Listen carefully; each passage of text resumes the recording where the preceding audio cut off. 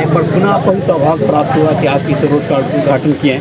यहाँ के लोगों को आपसे काफ़ी उम्मीद और आशा है, कब तक यहाँ पे काम शुरू हो जाएगा? इस सड़क का दुर्भाग्य है कि पिछले 5 साल में इसका रिपेयरिंग भी नहीं हुआ। और ये मेरा सौभाग्य है कि जब मैं विधायक बना तो इस बरेवा गांव में किधर से भी आने के लिए पक्की सड़क नहीं था। चाहे इधर से हो, चाहे विजय मुखिया जी के घर के तरफ से हो, चाहे मेन चौक जो बरेवा चौक है वहाँ से हो, चाहे मजीद साहब मुखिया जी के घर के तरफ से हो, चाहे बरेवा मिडिल स्कूल के तरफ से हो।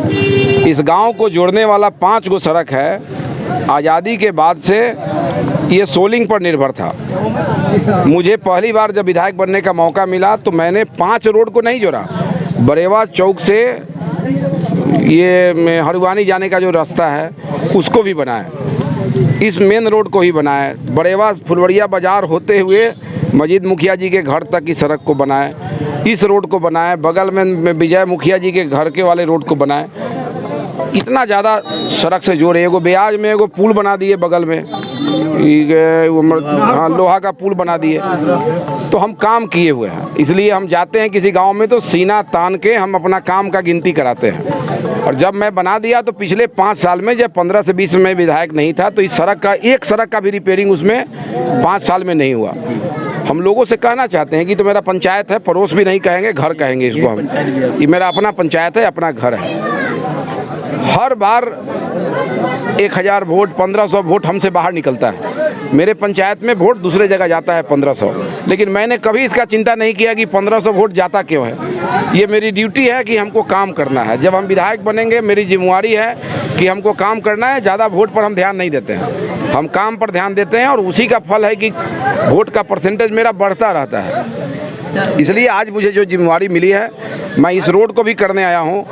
हम श्री राम चौक वाले रोड को भी करेंगे, हम बगल में विजय मुखिया जी वाले रोड को भी करेंगे और चंदनवाड़ा मदनी चौक से फुलवरिया स्कूल तक का रोड बन चुका है। फुलवरिया स्कूल से बाजार होते हुए जहाँ तक मजीद साहब का घर है, जहाँ तक सड़क है, उसको भी करेंगे। इसलिए हमारे काम में कोई कोताही नहीं। आज विधायक जी किन जगहों पर शिलान्यास कर? आज 5 जगह का है। एक जगह उद्घाटन कर रहे हैं, तेल्हारा में मुनि जी के घर लंग से लेके और मेसौरा बाजार तक का सड़क बन के तैयार हो गया है, उसका उद्घाटन कर रहे हैं। बहुत जर्जर सड़क था।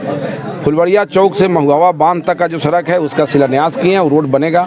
आपके गांव के रोड का शिलान्यास कर रहे हैं। तेल्हारा ढांगड़ टोली चौक है, जहां ढांगड़ लोग बैठता है, एक चबूतरा वहां दिए हैं और वहां अम्बेडकर जी की एक मूर्ति भी बना रहे हैं। अम्बेडकर जी की मूर्ति तो अपना पैसा से बनाएंगे, वो सरकारी पैसा से नहीं बनता है, लेकिन चबूतरा सरकारी पैसा से बनाएंगे।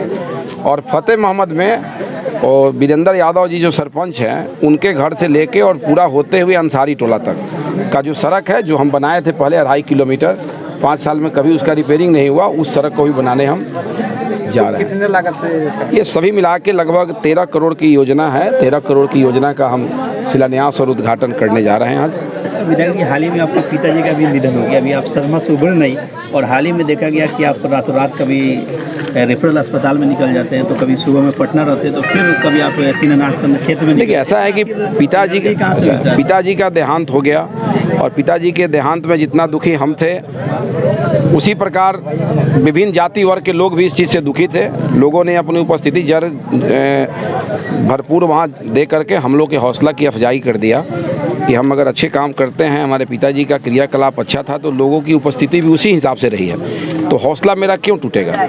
जब पगड़ी हो गया और जिम्मेवारी है कि हमको काम करना है, तो पगड़ी समाप्त हुआ, उसके कल होके मैं हॉस्पिटल चला गया।